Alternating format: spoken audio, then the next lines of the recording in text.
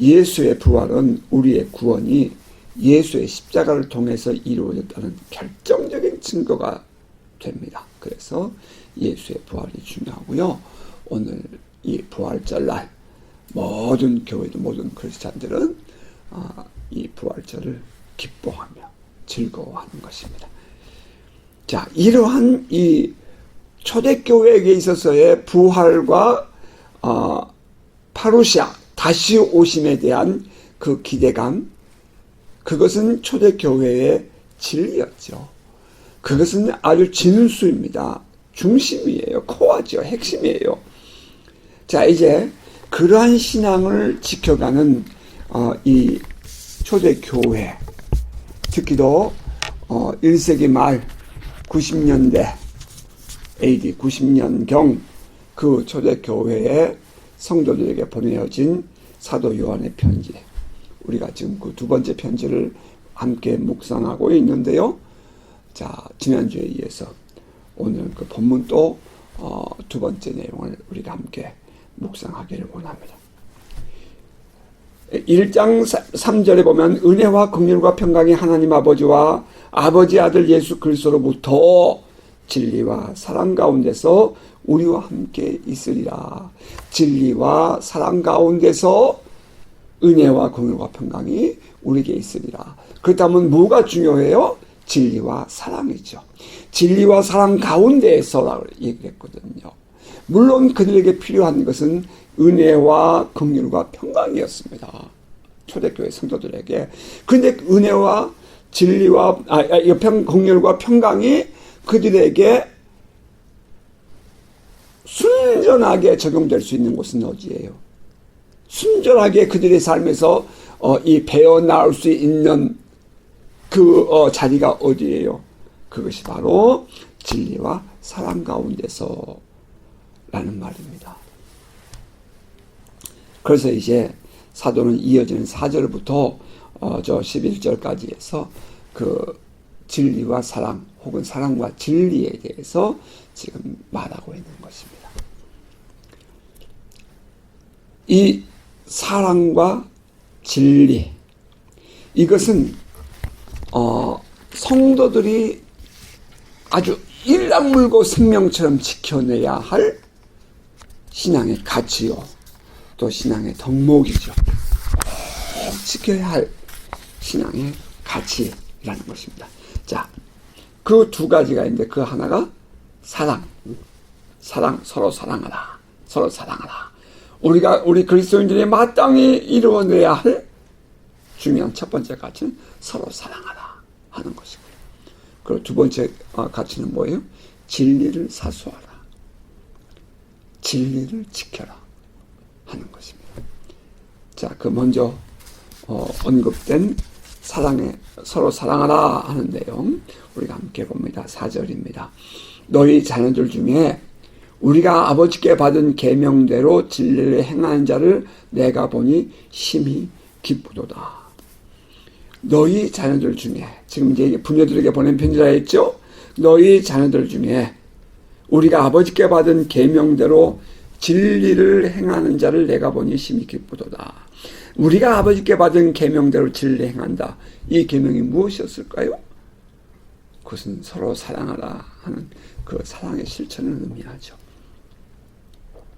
이들에게 문제가, 그렇다면 이 자녀들, 이 성도들에게는 그들의 삶에서 문제가 없었을까요? 아프게 하는 자가 없고 그들을 괴롭히는 자가 없었을까요? 저는 요즘에 말씀을 계속해서 묵상을 하면서 왜 예수님의 이 복음서를 보고 또 사도 바울의 걸음걸음을 쭉 묵상을 하고 사도들의 이 가르침을 쭉 묵상을 해보면 초대교회만큼 핍박과 고난과 아픔이 있었던 때가 얼마나 있었겠습니까? 초대교회만큼. 그런데 그들의 그 삶의 걸음을 기록해 놓은 성경에는 어쩌면 그들의 이 그 삶 속에서 있었던 놀라운 긍정적인 것보다는 부정적인 것이 더 많은 시간을 차지했을 터인데, 그런데 왜 성경은 긍정적인 것만 계속해서 이렇게 기록해 놓았을까 하는 부분을 다시 한번 생각할 기회들이 있었습니다. 제 자신을 돌아보아도 자꾸 아팠던 것만 기억이 나죠. 자꾸 옛날에 상처를 주었던 사람들만 기억이 나요. 자꾸 내가 왜 이렇게 이 방황을 힘들어 했던가 하는 것, 그 안에 있는 분노심만 자꾸 기억이 나는 거예요. 오히려 긍정적인 것보다는, 오히려 저 기쁨보다는, 즐거웠던 것보다는 오히려 부정적인 것들이 참 많은 이 영향력을 주고 있다는 것을 깨닫게 돌아보게 되는데, 그런데 이 복음서에는, 이 성경에는 그 많은 사람들이 아픔을 겪었음에도 불구하고 긍정적인 얘기만 기록해 놓았더라는 것입니다. 너희의 자녀들이 우리가 아버지께 받은 계명대로 진리를 행하는 자를 내가 보니 심히 기쁘다. 그 너희의 자녀들이 살고 있었던 삶의 환경에는 어떻게 매사가 다 좋은 일만 있었겠습니까? 어떻게 다 그들이 내 마음에 합한 자들만 있었겠습니까? 어떻게 그 주변의 사람들이 다 믿음이 좋은 사람들만 있었겠습니까? 어떻게 그들이 어딜 가나 대접을 받고 인정받는 그런 사람들만 있었겠습니까?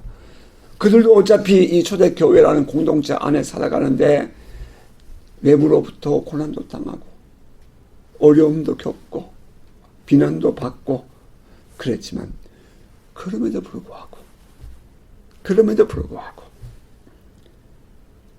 그들이 이와 같이 우리 아버지께 받은 계명대로 진리를 행했다는 것,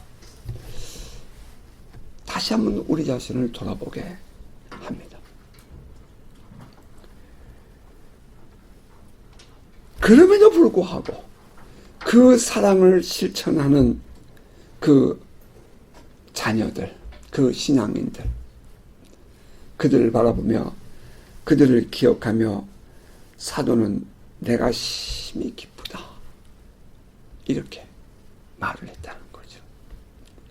자기들 신앙을 지키기 위하여 그 몸부림치며 살아가는 그들, 그럼에도 불구하고 그것을 극복해내고, 어쩌면 99%가 이 부정적이고 1%의 그 하나님의 은혜라고 한다고 할지라도 그것으로 말미암아 그 세상을 이겨내고 그 기쁨과 그 사랑의 마음으로 살아가는 그 모습을 보면서 사도는 그렇게 말했죠. 내가 보니 심히 기쁘도다. 솔직히 자식들이 그렇게 살아가면 기쁘겠습니까? 우리 인간적인 마음에 저 그냥 버려버리고 튀어나가 버리면 세상 편하고 좋을 것 같은데 뭐 그런 마음도 생길 수 있지 않겠어요? 그런데 사도는 내가 그들이 살아가는 고난 중에도 믿음을 지켜가는 그들을 보니 참 기쁘다.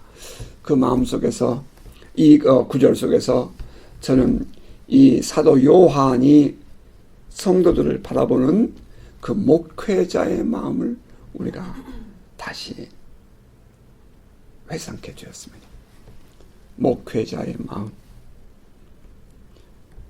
양떼를 지키는 목자는 그 양떼에게서 무엇인가를 기대해서 양을 키우는 것이 아니라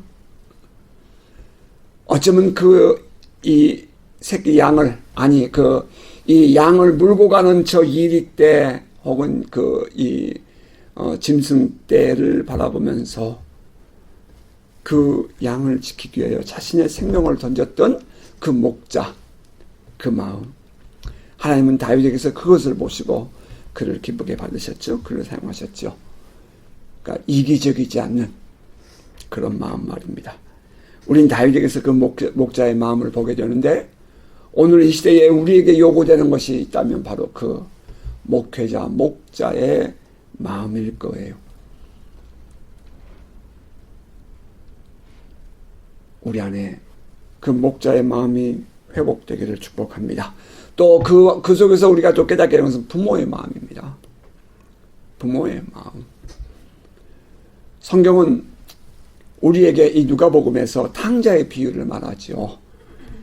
자신의 재산을 다 탕진하고 저 멀리 돌아오는 그 둘째 아들을 바라보고 쫓아가서 입맞추며 그를 데려다가 목욕을 시키고 또 반지를 끼워주고 잔치를 베푸는 그 아버지의 마음 말입니다.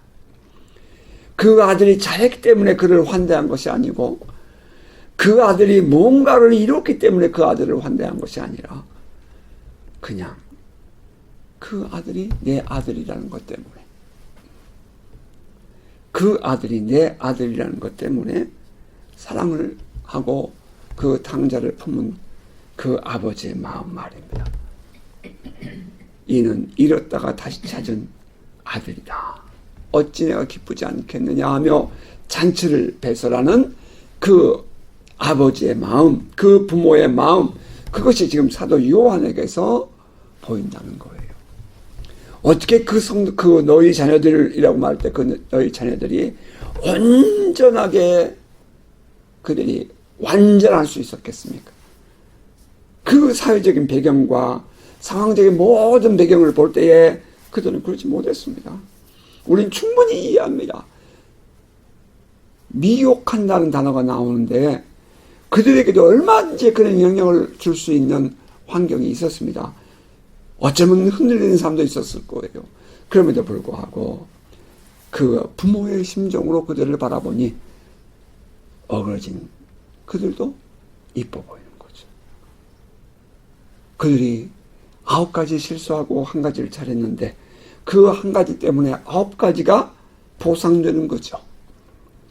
우리가 아버지께 받은 계명대로 진리를 행했다라고 말하는데 과연 그 아버지께로부터 받은 그 모든 계명대로 100% 진리를 행할 수 있는 자가 얼마나 있었겠어요. 그러니까 그럼에도 불구하고 이 사도가 이렇게 말하는 것을 보면서 우리는 바로 이 하나님 아버지의 마음을 깨닫게 된다는 것입니다. 오늘 우리는 이 아침에 하나님께 나와 예배를 해요. 지난 한 주간을 우리가 돌아보면 정말 내가 생각해도 속상해 내 자신이. 아니 내가 옆에서 볼 때도 속상해요. 참 이 모든 모습을 보면 이건 아니다 싶어요. 그런데도 불구하고 하나님은 우리가 이렇게 하나님께 나와왔을 때에 하나님은 우리에게 뭐라 그래요? 내 마음이 심히 기쁘도다. 뿐만 아니라 하나님께서 우리를 향하신 그 마음뿐 아니라 우리 또한 우리 안에도 그런 마음이 계속 이렇게 전이 흘러가기를 바라요. 자 이제 이어지는 5절입니다. 부녀여 내가 이제 네게 구하노니 서로 사랑하자. 이는 새 계명같이 내게 쓰는 것이 아니요 처음부터 우리가 가진 것이다. 나는 이 5절을 읽으면서 지금 사도가 무엇을 말하고 싶었을까 하는 부분을 다시 또 생각을 해보는 거예요. 사도가 지금 이 부녀여 내가 이제 너에게 구하노니 서로 사랑하자. 이는 새 계명같이 내게 쓰는 것이 아니요 처음부터 우리가 가진 것이다. 사도가 무엇을 강조하고 싶은 것일까? 서로 사랑하자? 나는 이 구절에서 사도의 마음속에 이제는 이제 now 난 그 부분이 보였습니다. 그래 이 계명은 새 계명 아니잖아. 우리가 이미 알고 있는 계명이잖아. 그동안 우리가 그렇게 살지 못했잖아. 그러니 이제는 그런 말이죠. 부녀여 내가 이제 구하노니 이제 다시 구하노니 다시 내가 반복하여 말하노니 그런 뜻이죠. 서로 사랑하자. 서로 사랑하자.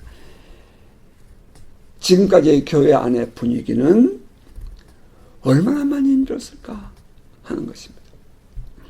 교회 안이 갈라지고 교회 안에 분노가 흘러가고 교회 안이 막 여러 가지 어둠의 세력들이 침노에 들어온 영향 속에 살아가는 그 성도들.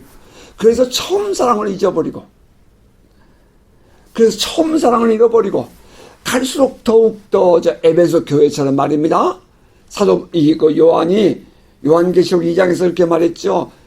그래 너희가 말이지 신학적으로 또 너희들이 이 모든 면에서 조금도 부족함이 없어. 열심도 있어. 다 좋아. 잘 참고 있냐는 것도 좋아. 그런데 있잖아. 너에게 한 가지가 빠졌네. 처음 사랑이 없어졌잖아. 처음 사랑이 없어졌잖아. 너희의 그 처음 사랑 회복하지 않으면 하나님께서 촛대를 옮기신대. 그러니까 그들은 열심 있는 이 열정도 있었고요. 또, 이 흔들리는 이 신학적인 배경 속에서 그 신앙을 지키고 신학을 지키기 위해서 몸부림침도 있었고요. 모든 길에서 부족함이 없었어요. 에베소 교회. 그럴만하잖아요. 사도 바울이 세우고, 디모데에게 훈련받고, 이 양육받고, 또 이 사도 요한이 케어했으니 말이에요. 근데 사도 요한이 밤모섬에 가 있는 동안에 지금 에베소 교회가 첫사랑 잃어버리고 있었다는 거예요. 아니, 지금 이 편지를 받아보는 이 성도들도 처음 사랑을 잊어버린 거예요. 서로 사랑하라는 그 사랑을 잃어버린 거예요. 그러니까 사도가 그렇게 말한 거죠. 이제는 내가 이제 구하노니 이제는 서로 사랑하자. 얘들아, 우리 서로 사랑하자. 그러는 거예요. 단순히 서로 사랑하라, 뭐 그런 말이 아니에요. 이건 처음부터 있었던 내용이에요. 이건 처음부터 주어진 계명이라고요. 예수께서 처음부터 가르치신 계명이고, 그들이 처음부터 예수 믿을 때 만났던 계명이에요. 그들이 살아계신 그리스도를 경험하면서 성령의 은혜를 체험하면서 경험했던 이미 그들이 받은 계명이라고요. 서로 사랑하라. 서로 사랑하며 살았던 것이. 그런데 이제 그들이 그 처음 사랑을, 서로 사랑하라는 그 사랑을 잃어버리고 있었으므로 사도는 그들에게 다시 등을 툭툭 두드리면서, 얘들아, 이제는 서로 사랑해야지. 우리 성도들이 지켜야 할 그 가장 중요한 가치 뭐예요? 여러분 안에 무엇이 그렇게 더 중요하다고 생각되십니까? 지금 여러분이 어디서 떨어졌죠? 지금 여러분이 무엇을 지금 향해서 가고 있죠? 서로 사랑하라. 서로 사랑하라. 왜 그 안에는 분노가 없겠어요? 왜 그 안에는 불평이 없겠어요? 왜 그 안에는 아픔이 없겠어요? 그럼에도 불구하고 서로 사랑하라. 이렇게 지금 이제는 서로 사랑하자. 이렇게 고민하고 있다는 것입니다. 그 앞절과 비교해 보면 너희의 자녀들은 다 잘하고 있는데 너희 부모들 말이야, 그거 안 되고 있잖아. 지금 그런 말이에요. 너희 자녀들은 우리가 아버지께 받은 이 진리의 계명대로 말이에요. 그 자녀들은 참 잘하고 있어. 그런데 부녀들아, 너희들은 그게 안 되잖아. 이제 사랑해야지. 그런 말이죠. 아니, 내가 며칠 전에 말이에요, 이 두 딸내미가 이 동생이 언니한테 뭐라고, 이 할아버지한테 얘기한 건데, 근데 언니가 잘못 들어서 화를 빵 냈어요. 그랬더니 또 이제 동생이 막 얘기를 했다고요. 난 그게 탁 내 눈에 보여가지고 깜짝 놀랐어요. 쟤네들 오늘 저녁에 하루 종일 다투면 어떡할까 걱정했더니 다음날 아침이 되니까 둘이 껴안고 난리가 났어요, 또다시. 근데 어른들은 어때요? 어른들은 어때요? 아이들은 그렇게 돌아서면 잊어버려요. 그런데 어른들은 어때요? 한번 상처가 되면 잊지 못하죠. 두고 아프죠. 그러므로 사도는 그렇게 말하는 거예요. 너희가 그동안 실천하지 못했던 그 사랑 다시 한번 돌아보고 서로 사랑하자. 우리 안에 이 사랑이 회복된 은혜가 있기를 주의 이름으로 축복합니다. 자, 이제 6절이에요. 또 사랑은 이것이니 우리가 그 계명을 따라 행하는 것이요, 계명은 이것이니 너희가 처음부터 들은 바와 같이 그 가운데서 행하라 하심이라. 그 가운데서, 사랑 가운데서 행하라. 이게 이제 우리 NIV를 보니까 walk in love라고 되어 있더라고요. walk in love. 사랑 안에서 걸어가, 사랑 안에서 살아라, 걸어가라. 이것은 뭐 가다가 멈추거든요. 계속 하는 거죠. 신앙인에게 요구되는 사랑 실천.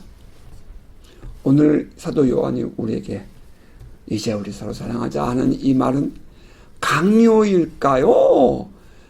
아니면 자발적인 실천의 요구일까요? 여러분 어떻게 생각하십니까?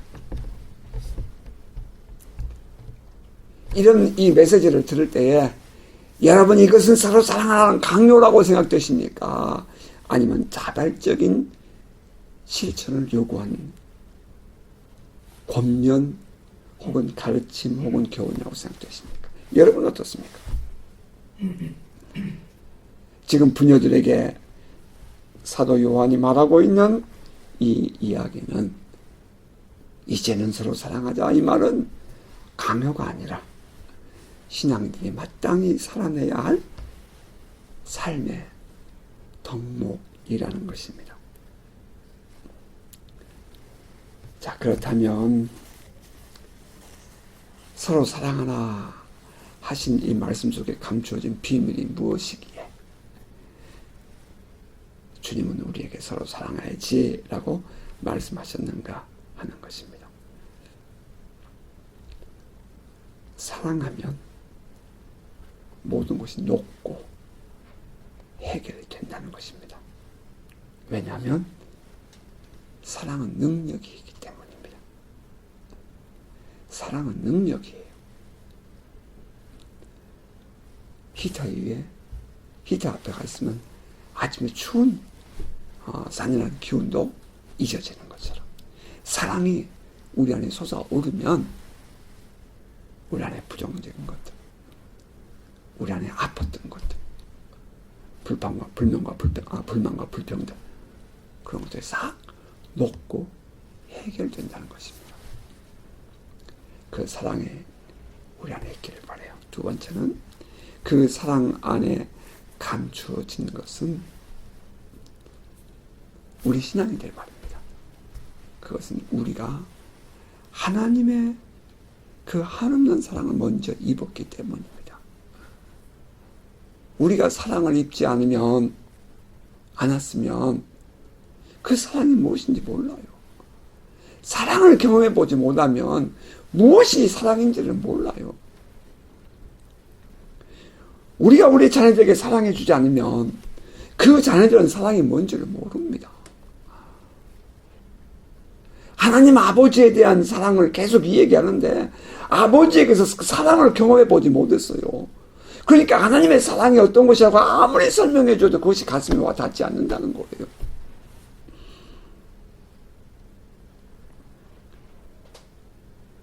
여러분, 우리는 하나님 아버지의 한없는 사랑을 받은 자들이에요. 하나님 우리를 선택했고요. 하나님은 늘 관심을 가지고 돌보시고요. 하나님은 우리에게 당신의 마음을 온 것을 다 빼줄 것처럼 우리에게 연민을 가지고 계시고요. 궁극적으로 우리를 구원하셔서 우리의 허물과 죄를 다 당신의 아들을 예수를 주면서까지 우리를 구원하셔서 우리를 하나님의 자녀 삼으시고요. 하나님 품 안에 우리를 품어주셨어요. 그 사랑이 우리에게 주어졌다고요. 누가 우리가 잘나서 하나님이 우리를 구원하겠어요? 아니에요. 부끄러워요. 자기들 잘났다고 하는 사람들 보면 다 솔직한 얘기로 그게 그거예요. 우리가 그 입은 사랑 생각하면 그 사랑 입었기 때문에 우리는 서로 사랑할 수 있어요. 또 사랑해야 해요. 또 뿐만 아니라 이 공동체, 교회 공동체, 신앙 공동체 그 안에서는 사랑을 실천할 때에 하나됨을 이루게 되고 흩어짐을 받게 되죠. 부부도 마찬가지예요. 부부도 마찬가지예요. 가족도 마찬가지예요. 신앙 공동체도 마찬가지예요. 그 안에 불평이 생기고 원망이 생기고 어둠이 들어와서 사랑이 깨지게 되면 하나됨이 안 되는 거예요. 교회 공동체를 무너뜨리는 원수 마귀의 방법이에요. 그 안에서 사랑이 식어지게 하는 거예요. 교회를 무너뜨리는 사람들의 그 언행을 보세요. 성도들에게서 그 사랑을 자꾸 식어지게 만드는 거예요. 그래서 교회를 떠나게 하는 거예요. 그 사랑이 그 외부 세력으로부터의 공격을 막아주는 능력이라는 거예요. 그래서 교회 공동체, 신앙 공동체 안에 사도 바울은 서로 사랑해라. 아니, 예수께서 먼저 그러셨죠. 서로 사랑해라. 내부에서 서로 사랑함으로 결속하는 힘을 빼기 위해서 원수는 가진 방법과 수단을 다 도용합니다. 그러나 건강한 공동체를 유지하기 위해서 제일 중요한 것은 사랑하는 법을 배우는 거예요. 그리고 그 사랑을 실천하는 것입니다. 여러분 가정도 마찬가지예요. 여러분 직장도 마찬가지예요. 여러분의 삶의 현장도 마찬가지예요. 그리고 이제 하나 더 생각해 본다면 서로 사랑하라. 서로 사랑하라. 그렇게 말씀하신 그 안에 감추어진 비밀.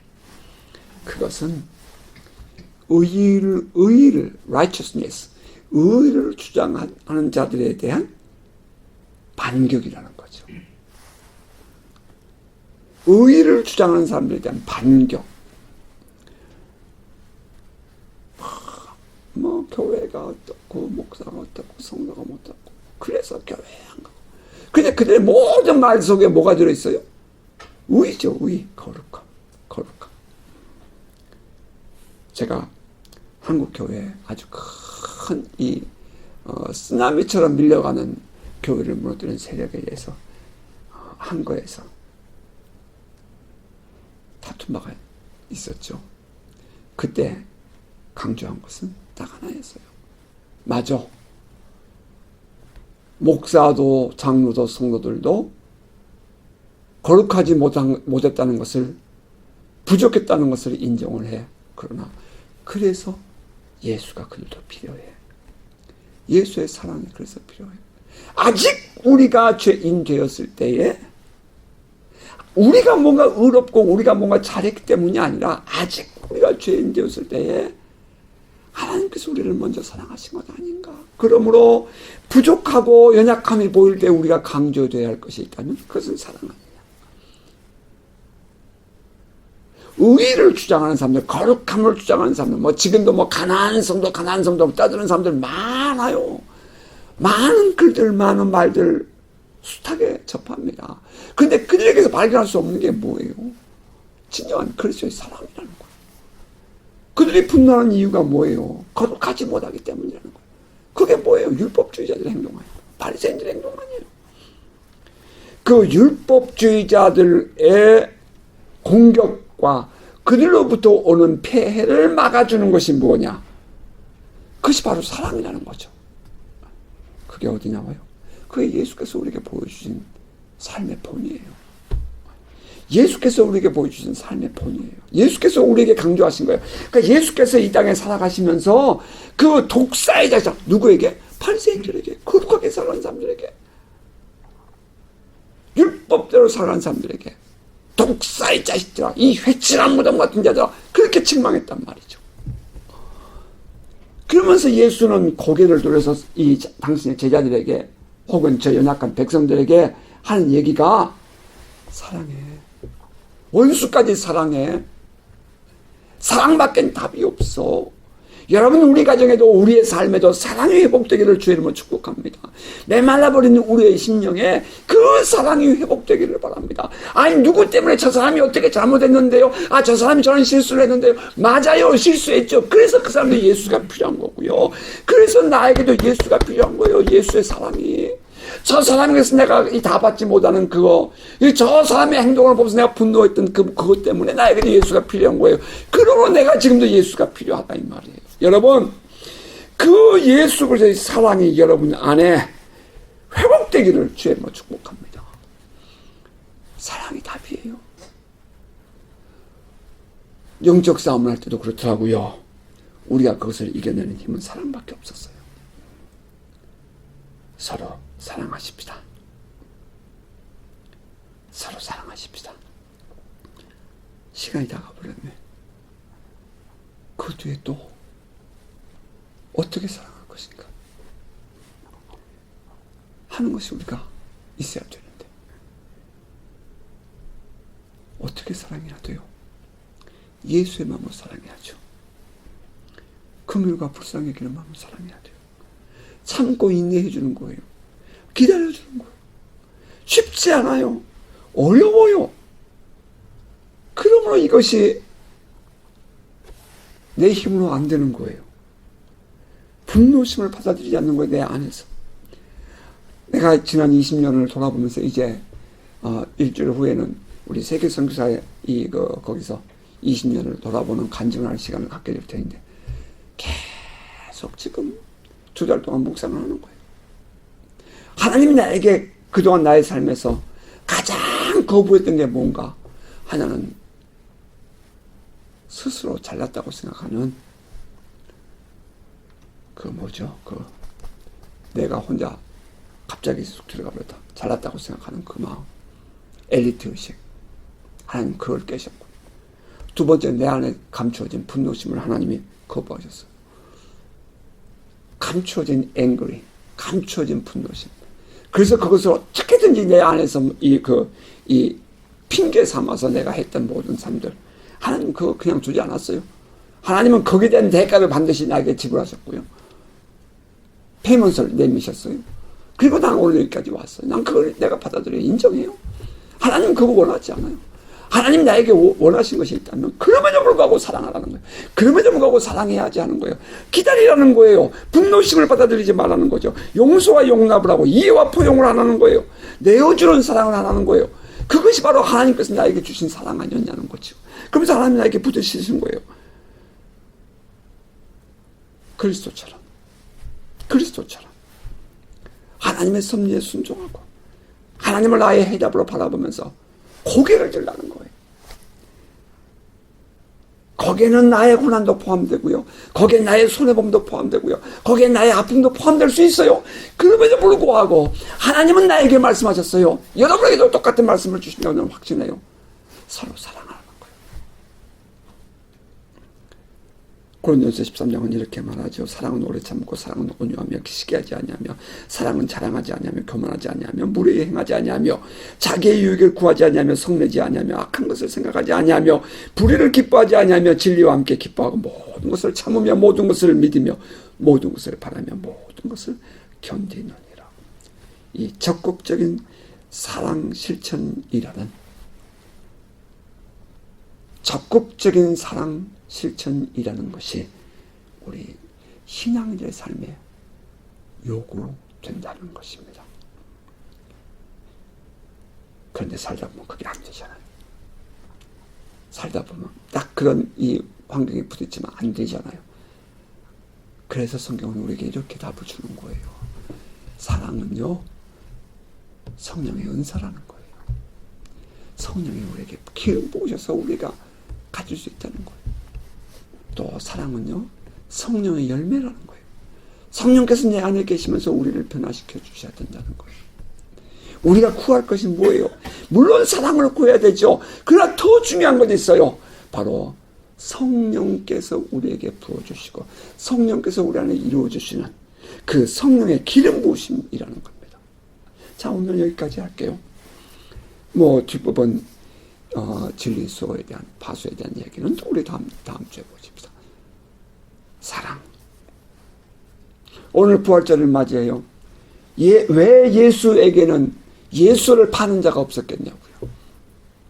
왜 예수에게는 채찍질을 하는 자들이 없었겠냐고요. 왜 예수는 그 십자가의 모진 고난을 당하면서도 아픔을 못 느꼈겠냐고요. 그러나 그럼에도 불구하고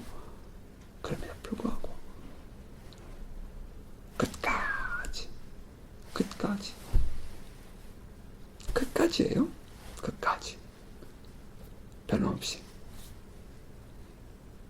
말씀을 따라서 순종하며 내가 다 이뤘다는 그 순간까지 사랑을 보여줬던 그 주님의 사랑.